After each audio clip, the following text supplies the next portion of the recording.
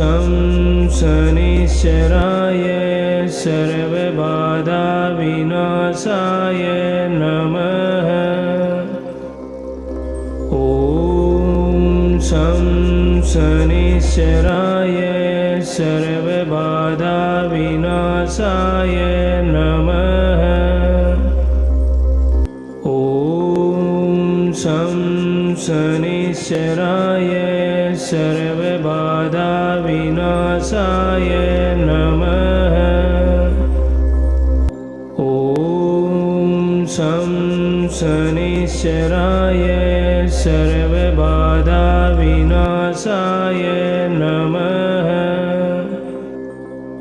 ॐ शं शनिश्चराय सर्वबाधाविनाशाय नमः। ॐ शं शनिश्चराय सर्वबाधाविनाशाय नमः। ॐ शं शनिश्चराय सर्वबाधाविनाशाय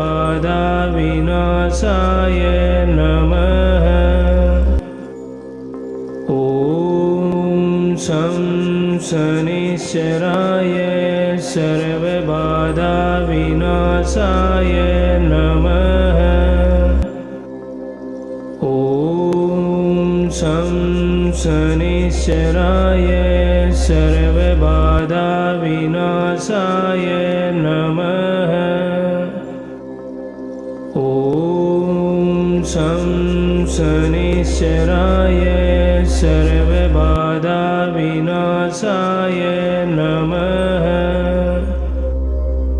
ॐ शं शनिश्चराय सर्वबाधाविनाशाय नमः।